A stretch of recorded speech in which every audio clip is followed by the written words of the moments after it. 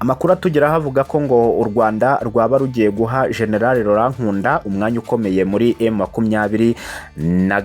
Muri uyu mutwe kandi wa M23 ngo haba harimo amakimbirane nyuma y'uko Joseph Kabila Kabange wahoze ari perezida wa Repubulika Iharanira Demokarasi ya Kongo ngo yaba yaragarutse muri kiriya gihugu avuye mu buhungiro. Ibyo ngibyo rero ngo bikaba byarakuru uyu mwuka mubi mu ihuriro rya M23. Ibi ngibi hari icyo M23 ibivugaho, nibyo tugiye kugarukaho muri iki kiganiro. Yego reka ngusuhuze nkwifurize kugira ibihe byiza wo ukomeza gukurikira ibiganiro byacu umunsi ku wundi. Nguhaye ikaze wewe wamaze gukanda kuri subscribe, ubwo nawe niba utarayikandaho rero ukaba uri kureba iki kiganiro urareba munsi no video, hanyuma ukande awanditse ijambo subscribe kugira ngo tujye tubasha kubana no mu bindi biganiro bigiye bitandukanye. Hanyuma rero munyemerere n'ubundi tugaruke kuri za nkuru ziba zagiye zizenguruka ku mbuga nkoranyambaga cyangwa se ku bitangazamakuru bigiye bitandukanye, aho ni hamwe dukora inkuru hanyuma tukayizana hano kugira tugende tuyiganiraho byinshi bigiye bitandukanye. Uyu munsi wa none tugiye kugaruka ku nkuru ivuga ko ngo u Rwanda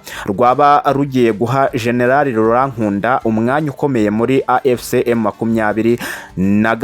Ese Laurent Nkunda kubera iki agiye gushyirwaho, agiye guhabwa uyu mwanya ku ruhande ari u Rwanda rumuhaye? Ese M23 n'u Rwanda byaba bifitanye iyihe mikoranire? Ese kubera iki ari bo bagena imyanya igomba guhabwa ubuyobozi muri M23? Ibyo byose nibyo tugiye kurebera hamwe muri iki kiganiro. Ndagira ngo untize umwanya n'igihe hanyuma ngo usobanure kuri buri kimwe kirebana n'ino nkuru, uraza kuba wamenya ukuri kwabyo.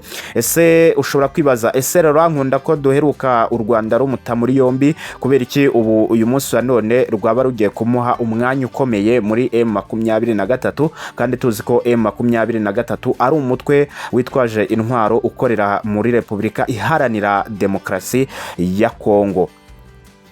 Raporo y'impuguke za Loni kuri Repubulika Iharanira Demokarasi ya Kongo yashinje u Rwanda rwaba rwarateganyije guha General Laurent Nkunda umwanya ukomeye muri M23 mu rwego rwo gucubya umwuka mubi wadutse muri uriya mutwe wa M23. Muri Gicurasi nibwo ziriya mpuguke zasohoye iriya raporo mbere yo kuyishyikiriza komite y'akanama ka Loni gashinzwe umutekano ushinzwe ibihano. Ziriya mpuguke ziyobowe n'umubirigikazi witwa Melanie de Grouf zivuga ko nubwo M23 yitwaye neza ku rugamba ikirukana ingabo za leta ya Repubulika Iharanira Demokarasi ya Kongo mu bice bitandukanye bya kiriya gihugu, muri uriya mutwe harimo umwuka mubi ndetse n'amakimbirane. Intandaro y'ayo makimbirane ngo yatewe n'imyanya imwe n'imwe y'ubuyobozi yagiye habwa abantu batandukanye, ndetse n'itahuka rya Joseph Kabila Kabange wahoze ari perezida wa Repubulika Iharanira Demokarasi ya Kongo, kuri ubu uri mu mujyi wa Goma nyuma yo kuva mu buhungiro. Raporo igira iti umwuka mubi w'imbere wagaragaye muri AFC M23 wakajije umurego kubera ishyirwaho ry'abayobozi imbere muri M23, ndetse n'itangazwa ritavugwaho rumwe ry'uwahoze ari perezida Joseph Kabila Kabange ryo kugaruka mu burasirazuba bwa Repubulika Iharanira Demokarasi ya Kongo.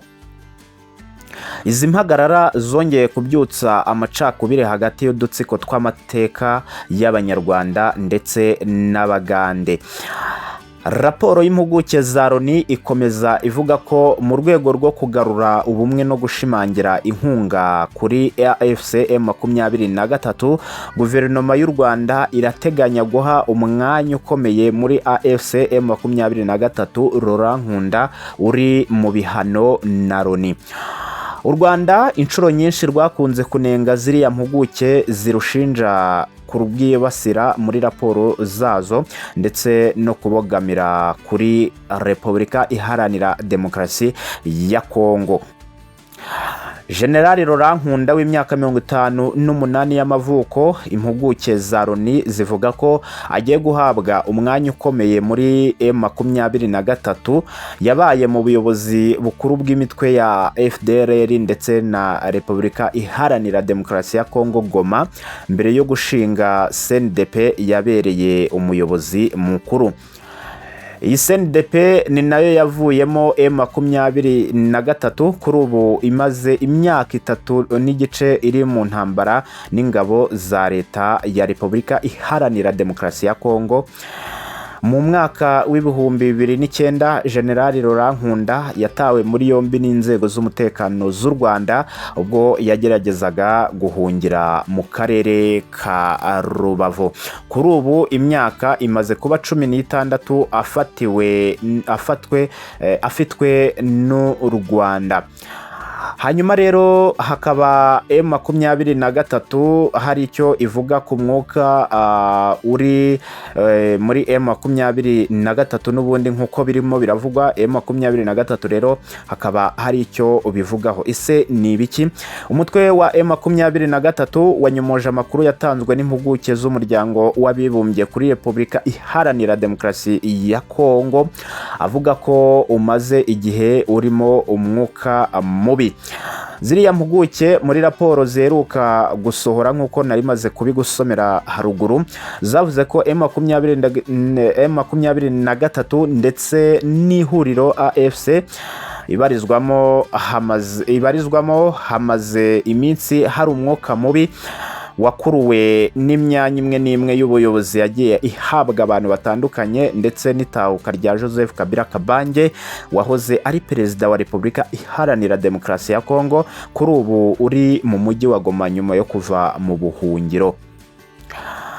Raporo y'impuguke za Loni ikomeza ivuga ko mu rwego rwo kugarura ubumwe no gushimangira inkunga kuri AFC M23, guverinoma y'u Rwanda irateganya guha umwanya ukomeye muri M23 Laurent Nkunda uri mu bihano. Umunyamabanga nshingwabikorwa M23 Benjamin Mbonimpa mu kiganiro yagiranye n'itangazamakuru yavuze ko ibyo ziriya mpuguke zatangaje muri raporo zazo ari byo zitekerereje zo ubwazo, aho yagize ati izo raporo zirahimbwa kubera ko iyo izo mpuguke zibuze icyo zibwira abayobozi ba M23 zihimba ibinyoma zitazi ibyo abayobozi b'umuryango batekereza cyangwa se uko bakora. Mbonimpa yunzemo agira ati nta mwuka mubi uri mu muryango M23 AFC, ibintu byose biragenda neza kandi buri wese akora akazi ke neza kandi agakorana umwete. Ngaye nguko rero naho dusoreje, ndagira ngo munyemerere hano dushyira akadomo hanyuma twongere duhure mu zindi nkuru zikurikira. Ndabashimiye cyane.